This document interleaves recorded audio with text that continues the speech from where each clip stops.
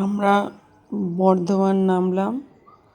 এটা বর্ধমান স্টেশন থেকে আমরা কঙ্কালেশ্বর মন্দির গেলাম।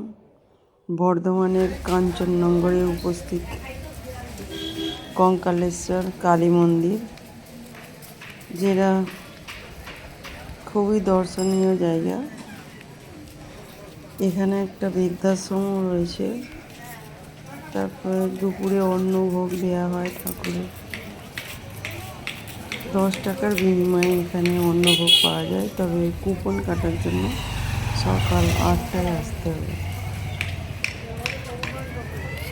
এই সেই মন্দির চত্বর, এই বৃদ্ধাশ্রম।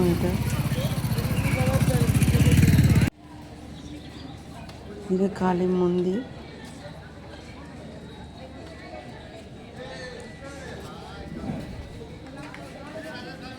মন্দিরটা বিশাল বড়। মন্দিরের চত্বরের এলাকাটা বিশাল বড়। কঙ্কালেশ্বর দেবী মাতা।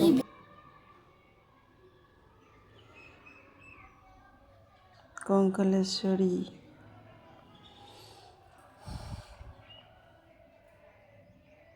শতকোটি প্রণাম। এটাকে নাকি পাওয়া গেছে এখান থেকে কয়েক বছর আগে, কয়েকশো বছর আগে। আমার ঠিক এটা কাঞ্চননগর, বর্ধমান স্টেশন থেকে কাঞ্চননগর আসতে হবে অটো করে। আর একটা মন্দির রয়েছে এখানে, কৃষ্ণের মন্দির।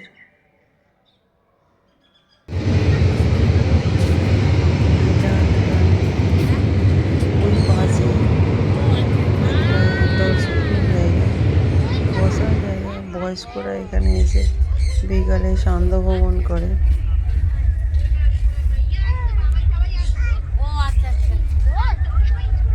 দারুণ ফুলের গাছ এখানে আশেপাশে রয়েছে, মনোরম পরিবেশ। তবে এই দিন কাঞ্চন উৎসব ছিল, আমরা গিয়েছিলাম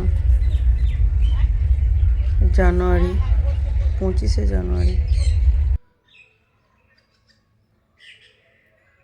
কাঞ্চন উৎসব চলছিল এখানে।